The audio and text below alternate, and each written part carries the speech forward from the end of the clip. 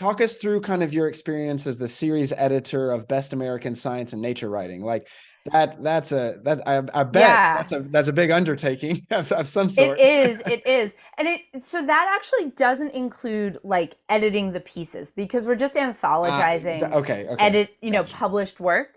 So that, when I was in college doing theater, I did some acting, but I did a lot of production managing, and Mm-hmm. working on the anthology actually draws on that, on the sort of like organization and logistics and wrangling 25 writers, So my responsibility there is reading a lot of science writing throughout the year, and or I'll be honest, reading a lot of science writing in December as the deadline comes up from the whole year. And Yeah. then at the very beginning of January, I send a list of about 100 pieces to the guest editor. Every year, the anthology has a different science writer guest editing that book. And so I say, Mm-hmm, here's, mm-hmm. 100 great pieces to get you started. And they can choose, they make the selections for the book. So they can choose from my list, from their own. It's usually a mix. And then after they've made their selections, I do the work of like emailing the writers to tell them and collecting their contact info and things like that. And, doing a pass of looking at the book proofs for errors and, that sort of production management type stuff. Um, but it's great because it means I read a ton of science journalism and science essays and nature writing, um, and really have to hone a quick sense of what I think is great. And I've just gotten to know a bunch of writers, and I love getting to bring people good news, sending the email that says, "Congratulations, you have a piece selected for Best American Science and Nature Writing," because for a lot of people that's a big dream, and it's actually a Yeah. dream that I had to let go of when I took on this role, because at least while I'm working on it, I can't have Yeah. any work in the anthology, which is it's a fair trade. Can you slip in a uh preface, like just well, no, I actually do. So okay. You got to get something there. the guest editor writes the introduction, and I write a forward. So I do Okay. have like Cool. a small essay in there, every year. But yeah, so yeah, So, that's well, it what that sounds work much more is. like a producer, to be honest with It you. is. It Like really that, is. that Yeah. seems like a lot of logistical work, Yeah. organization, et cetera. So I could see how that's kind of, I guess just briefly, can you talk a little bit about some of the qualities, of like what I guess you could say best is, because I'm assuming from Yeah. year to year, different, things, maybe themes, et cetera. Like how does that kind of shift from year to year? Or is it just, hey, I read it, I feel it, that's a good piece of writing, or that's That's like above the honestly bar?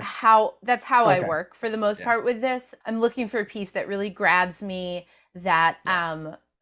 where the writing is powerful and beautiful, and not just, like the writing is an important part of it, the prose. Mm-hmm. Um I do care that the work feels ethical.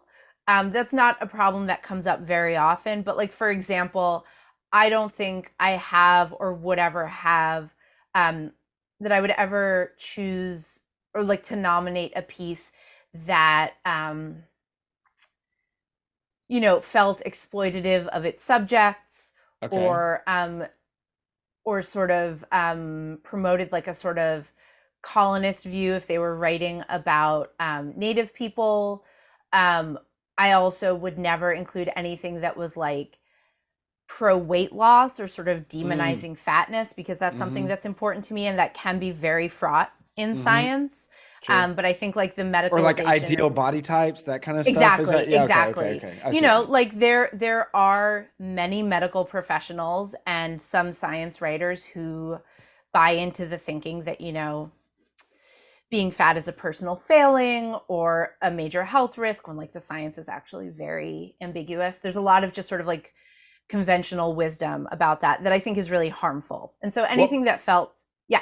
yeah, well, I was just going to say the next thing immediately in my mind is thinking about like kind of the resurgence of, race science, that kind of Yeah, stuff I is mean in the that would popular media. Like that not seems in like, like a, yeah, yeah, absolutely not. Like yeah. anything that just felt harmful in that way. And so that you know, I do sometimes get letters from readers who are irritated with what they feel is the politicization of the book, largely for pieces about climate change. Got it. Which this is me rolling my eyes at them. I'm like, okay, Yeah. thank you.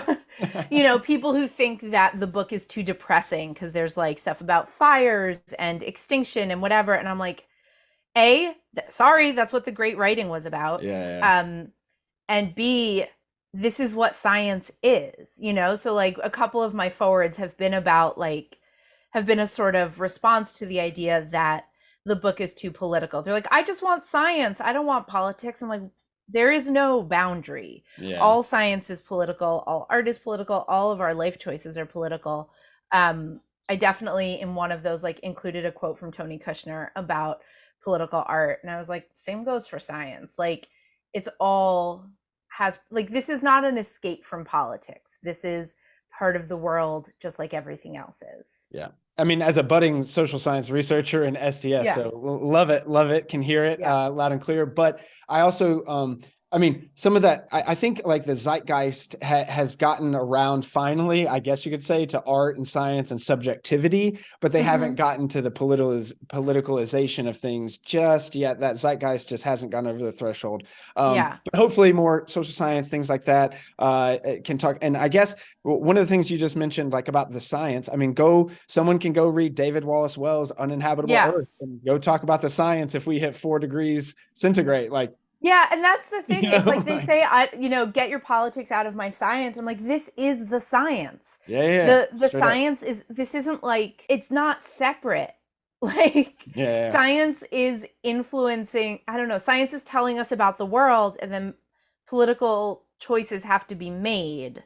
I don't know. It's no worries. I mean, they don't like this.